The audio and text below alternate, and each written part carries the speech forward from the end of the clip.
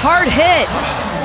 Trampled on the way out. DeSouza down. Uncharacteristic of what we've seen from that Arizona team member. Back up to the chutes. Yeah, but that is a testament to the degree of difficulty of these animal athletes in this bonus round. Manaba, just a great bull every time he comes out. But look at that. Takes a shot to the head, and here it gets a little bit more dicey. And watch when Alisson gets up, just looks at his arm. Yeah, I got a little scratch on my elbow, but that's okay. How unbelievably tough are these bull riders? Alisson seen both sides of the sport just about an hour apart from a huge ride first team earlier to clinch the event win.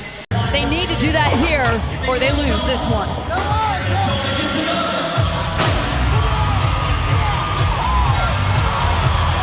Oh, the Hevelo. Ooh, down inside, then underneath, takes a hit aboard Wardress. And here it goes again, the battered and bruised. It's not stopping for the Outlaws. It's hit after hit, it's shot after shot, it's ride after ride. Yeah, and the fact that he's walking out of here right now, very impressive. When you go back and take a look at this replay, watch this bull's feet. Most importantly, watch Colton's head. You want to talk about how incredibly dangerous this sport is? Look at this bull's feet, right there. So incredibly close to a very dangerous situation. Better angle right here. Thank goodness Hevelo is out of there and lives to fight another day. Kansas City takes the loss before Luciano De Castro even leaves the chutes. Go ahead.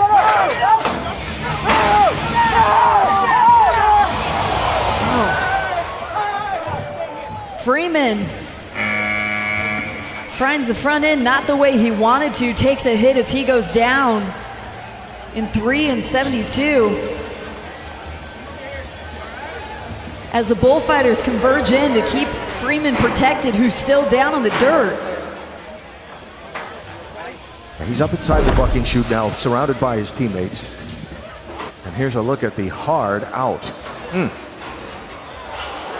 Oh, not just the hard hit at first, but then the back feet of Black and Blue come right down on Freeman.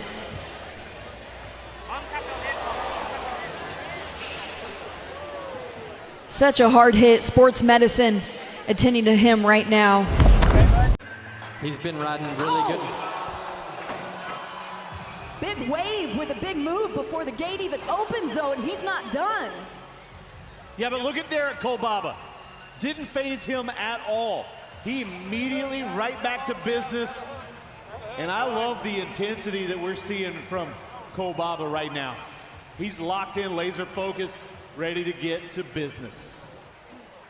Take another look at this big move from Big Wave as Kolbaba gets reset.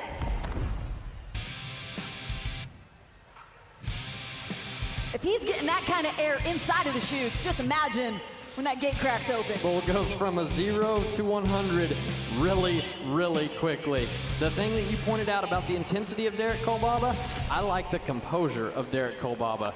This one's gonna be a lot more fun.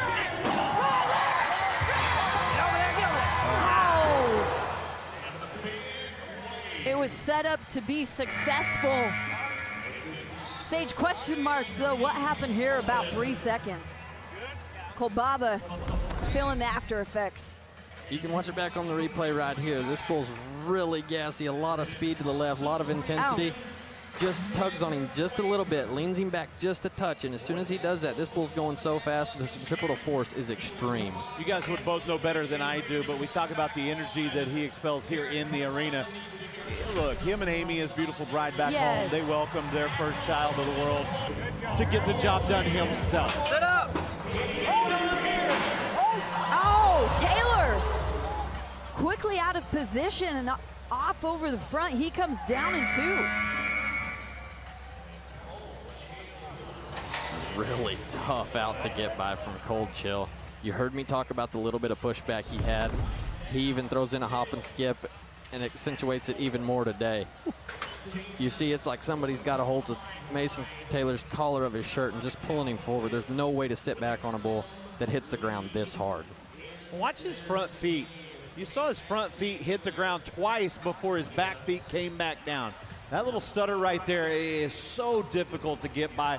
Changes the timing and really throws some tricky stuff at Mason Taylor.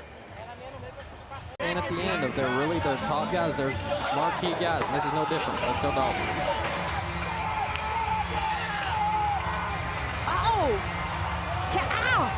Castle, though, gets forward and then takes a couple hits before eventually getting down to the dirt. Clock stops at 4:18. Well, it goes back to what we say each and every week, that although we've seen these matchups before, it doesn't mean it's a given. And this bull looking drastically different than he did in Nampa. Not the typical out for Arkansas right here. Tough shot right there. That is not going to feel good on that jaw. That is wired shut. Watch this. Look at the situational awareness to be able to reach down with that free arm and try to keep that mask as far away from that bull's horns as he possibly could. Unfortunately, towards the end there, he just could not fight it off. Oh, Bob down and into the chute. Struggling a bit to get up. We've seen him pretty sore after taking some hits. Sage, you were just talking about last week. He gives it his all, but sometimes gets in vulnerable situations. He does. He's been taking big hit week after week. The toughness of this kid is never in question, though. This bull right here, really a high-level bull, meaning he comes way up in the front end and way up in the back end every single jump. If you're not in perfect timing with him, you're going to have trouble. You talk about that week after week, he's taking a beating. He's one of a very few select guys that have competed in every single game for his team. He is living up to that moniker of the Iron Man, his coach. Would not have won a single game last night. Oh!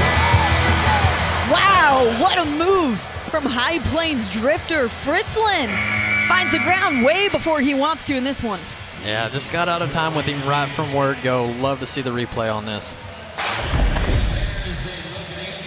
Right here, you see him leaves the chute good, sets his hips, goes to meet the bull in the front. Right here, the bull totally beats him to the ground. Head-to-head contacts. And even though he hits the ground, Missouri Thunder still take the win home. They ride, everybody's all business. National ride, the heads nod. We got this. Oh! Lane down early, takes a couple hits. You're hearing possible re-ride on the sidelines. Well, that's what the team is hoping for, and that's what the coaches are asking for. And now you see Cooper Davis, reaching up and hitting that challenge button, asking our officials to go back and take another look at it. See if we can find out from Jerome Davis. Your challenge, Jerome, and about what? We're challenging to hit the corner of that. We're going to see if it caused the buck off or not. So he wadded up and kind of left out of here pretty bad, and you can see his legs hurting him pretty bad, and he can hardly even walk out of the arena. So let's just see what kind of call they make. All right, thank you, Jerome. And Noble's making his way out of the arena under the guidance of sports medicine. We will keep you updated on his status as well. And of course, half of this score comes from the bull. You want that clean out for your team, and they need it here. Yeah, hard to tell from that angle whether that bull came out clean or not. 10 seconds. 10 seconds. 10 seconds. 10 seconds. Ooh. Huge lunge forward from back time, and it sent Richardson forward. Clock stops at 3:85. Well, Riley Gannon on the livestock director here for PBR teams. Put two bulls back to back. You see both kind of had a little stutter step. Really, really difficult bulls to get by for 8 seconds as you take a look at it from the Las Vegas jib cam. Austin Richardson trying to just grit his teeth and get through this one, but that was a tough one to twist. It's the Gamblers still on the board here, 86 1/4. Nashville searching for that first ride. Well, Joao Lucas, he's got to be better, though, than 88 3/4 for the Ridge Riders to leave here, number 2. DeCastro, ooh, down. Takes a shot. Good to see him on his feet, but do not like to see where Montana Jacket's back feet just came down on DeCastro. Takes a really big shot. Those were touch and go moments for sure. That is a big, strong bull. and one that DeCastro has ridden before back in May at the PBR World Finals for 91.25. Oh. Thank goodness it looked like it was a glancing blow, but that is absolutely just a horrible place for Luciano to be. Vulnerable position to be in. Good to see the #1 pick for the Ridge Riders up and walking out. Who I have watched since he was 7, 8 years of age. What a career he's had, an opportunity at a big moment. Oh! But he gets forward. The touch happens. Clock stops at 2:40. Matt, selfishly for you, I was wanting to see a qualified ride in that celebration. Me too. So many parallels in our careers. We started in a small little practice pen in Oklahoma when Dirt Eater was a junior bull rider. We shared that moment at AT&T Stadium when he decided to retire, and now getting to watch Ryan Dirt Eater back in the arena, unfortunately, didn't go his way, but so looking forward as a fan to watching him contribute to this Stampede franchise. Matt, we're supposed to see the two of you getting dinner together, not meeting up in Sports Med. Yeah. Oh, big one here, but once again, Black Cherry jostling him around there in that shoot, and now Dirt Eater is sitting down. His teammates quickly coming to check on him. We're talking about the focus that he has to be able to get back in there after what this bull has done in the buck and shoots. Remember, when he came out of the gate strong in Cheyenne that first game, he got a qualified ride. He set out the next day because of that nagging knee injury. It has continued to bother him, and this is a situation that Justin McBride is handling very carefully, deciding his moments when he's going to use Dirt Eater. That's not going to help his knee right there. Missouri Thunder, Texas Rattlers back in Cheyenne as the Las Vegas Jib Cam moves us to Clayton Sellers, who goes down early here aboard Milk Mustache. Clock stops at 3:95. But you hear that challenge button, Alan. I hear the challenge button. The question is, what's being challenged? And we'll find that out in just a minute as Ross Coleman and Luke Snyder are to the attention of their riders, Sellers, and we'll see what they're challenging here. And now if a team wins a challenge, you keep it. If you lose it, that is your one for the game. So, hey, Kate, I just saw Luke Snyder just told me they're challenging for the bull hipping itself.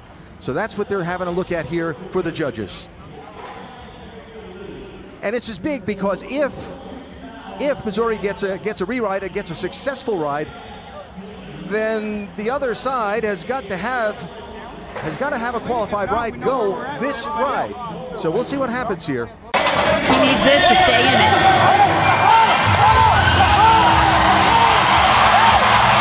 Oh, had to do it.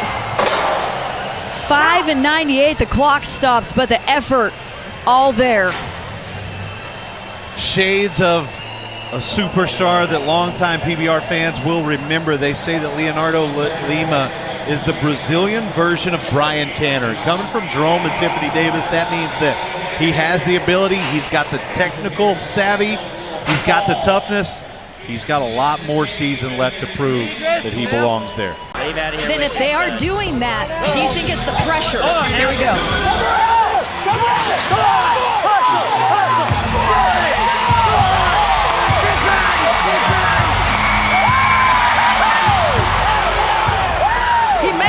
Pressure, but maybe not, because Richardson rises to the occasion. Austin moves 2 full bulls ahead. They've got the momentum here on a Saturday night. What a big ride out of Austin Richardson. This is the Austin Richardson we've wanted to see show up week in, week out. You can see he's a little banged up, a little stove up, but those hugs from those teammates are going to make it all better. Alan looks like getting a bit of help there from the coaching staff. He took a hard fall and took a kick as he was on the ground. But Austin Richardson needed this. This team needed this. You see his teammates and his coaches all around him. They know what they're going through right now. For the Gamblers, it moves them 168.5 to nothing on the Carolinas sideline. And for Richardson, that's his first qualified ride since Kansas City. You're taking a look at that hit there. Yeah, that's always tough. The feet are really what hurt you. The bulls are, the horns are the scary part, but the feet are really what hurt you. But that does a lot for Austin Richardson and the Gamblers because, as we mentioned, I mean, #2 draft pick, they expected big things out of him. Ridge Rider Nation. Go down! Go ahead! Go left arm! Go! Stick it on! Keep moving! Back the other way! Down! Elbow! Elbow! Oh! De Souza looked like he was on his way to doing it again, out of position and ultimately down in 6 and 82. Yeah, really just a nice out from Wicked Dreams too. It again though, it starts one direction, back the other way, especially when they start into your hand and then go back away from your hand. That's tough for a bull rider. And Allison, he's a victim of it again. He was a little loose right here. Bull just got the best of him. You mentioned the pressure with Mitchell wanting to be a playmaker as he was a week ago. Perhaps De Souza feeling that for his squad as well. Yeah, and I was up here dancing around like a little kid trying to make every single move Allison was trying to make as well. It felt like an eternity, and I know you can see Coach Colby Yates right there. It felt like a really long time for him as well. That's how you always dance. Yeah, it's true. They've seen you on Broadway. We'll be out there a little bit later tonight as well. Hey, Nashville's 2-0 against Texas. They don't want to lose this one. Ow! Not only off early, but slammed to the ground. Taking his time to get up. De Souza Jr. down in 2 and 40 aboard Monkey Blues. Wow. And you can see some pain and anguish on the face of Manuelito De Souza, but you also saw a lot of anguish on the face of their coach, Justin McBride. He is just devastated right now. Ouch. Very disappointing because on paper this matchup was great. Manuelito is extremely good on bulls that go to the left. This bull, big, strong, round to the left, just proved too much. And the bull scores there 44 points. They had a chance to really be into the high 80s and put themselves back in the game.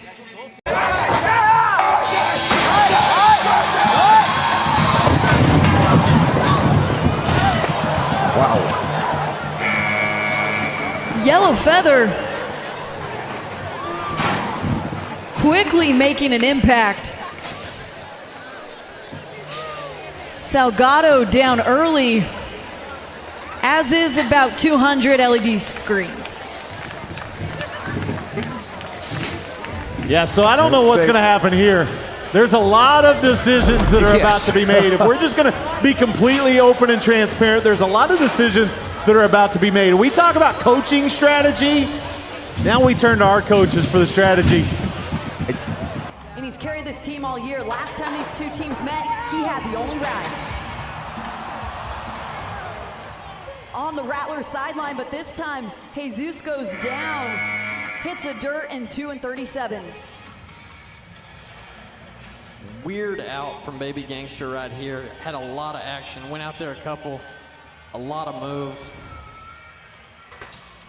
Got Jesus down early. Everything happens so fast. Take a look at that. That bull almost kind of on its side. When Cody Jesus' right foot comes up over the back of that bull, there's absolutely no recovering. You can see Jesus turn around, look at that bull, obviously frustrated, wishing he could have that one back. He's picked up 3 consecutive. Stay around there. Go play. Wait on him. Wait on him. Wait on him. Oh, did exactly what Coach said.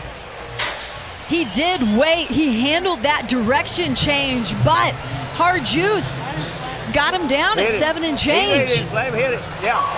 Oh, but you hear they're hitting that challenge. Time. And Allen making his way over to Coach J.W. Hart. Time or fouls or we want everything. We need what we can get. I love the honesty of Coach J.W. Hart. I want you to go back and look at everything. If there's anything that would constitute another opportunity, you go back and find it because that's your job. The one thing I will say about this too, Bob Mitchell did not quit until his head hit the ground. You saw the same effort last week. You saw the same effort this week.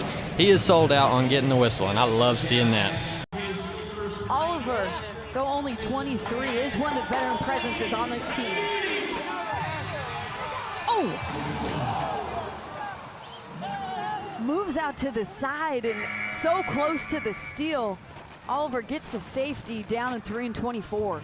And Matt was 100% correct. Kyler Oliver right here. Shakira shifts those hips out right around the corner. down early. Guys, we keep talking about the Outlaw team being so tough. Oliver broke his neck in April. He returned here to the team's competition, and take a look at this, because if I saw it correctly, he is going to take a huge shot. Not only the impact there, but right there as well. And it is a game of inches in moments like this. And then in the middle as well. There you go. Finish it. Madsen into his hand, makes it look easy all day long. Oh! Takes a hit on the way out, but up to his feet, and now a chance to celebrate for the freedom. They take the lead here. That's the guy that Oklahoma Freedom General Manager Brandon Bates drafted back in May. This is the reason they selected the young man from Utah, because of rides like this. Briggs is a super talented young bull rider, and you see it all on display right here. Absolutely picture perfect from word go. Newsom has a nice day, and Briggs rides him perfect. Had a terrible start to the season, but as we've mentioned before, it only takes one, and now Madsen's on a roll. He's got 2 in a row. You're taking a look at that shot right there. The Freedom have struggled to stay healthy all season long, and they want to continue what they're doing to stay healthy. Good to see a smile coming from 22-year-old Madsen. Go on. Keep going. Keep fighting. Wasting no time. Rudman rises. Takes a hit on the way down, but a score always makes that feel better. Kansas City, they're on the board. You can handle a few bumps and bruises along the way as long as you make it to the 8 seconds. I really felt like this was an opportunity that the Kansas City Outlaws could not let slip through their fingers. And Dalton Rudman, he had a lot of pressure on himself. He knew this was a bull that they should ride. It's into his hand, around to the right, and if he's going to be a part of this team, these are moments you've got to take advantage of. The Outlaws, characteristically a scrappy team that has to come from behind, getting on the board early. Wow, he did take a hit there. And that means he's putting out the effort, the amount of effort he needs to get to the 8 seconds. Again, it's not going to be pretty when you're working that hard. You see Chase Outlaw, they're ready.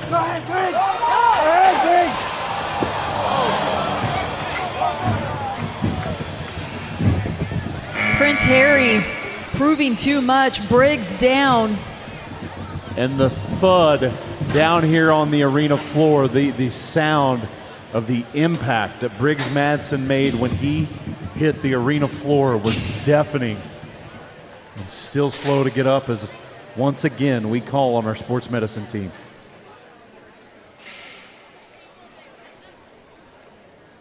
And for you fans at home and even here in the arena in Kansas City, that is a great initial indication. The fact that Briggs is up, communicating, even if it's on his knees. You got to keep in mind, when this kid was 15, 7 years ago, he had an injury that could have kept him away from this sport forever. Yeah, that injury you're talking about, fell off a bronc, broke 5 vertebrae. He's been injured before, but this crowd, you can hear him for everyone watching at home on Pluto TV. Briggs Madsen up, makes his way out of the arena. As we take a look back at this replay, watch and hear, you can almost feel that impact, Matt. Yeah, you see the impact there. And again, I just, here with his teammates, love the fact that he is walking out of this arena, knowing the backstory, knowing the impact that he just made on the floor. Him walking out of this arena, that is a great sign, and it puts some smiles on faces back here behind the bench for his team. Yeah, the Freedom already dealing with some injuries early on in the season. That's why you see Outlaw on the sidelines right now. He's week to week, so we'll keep you up late on the latest with Madsen.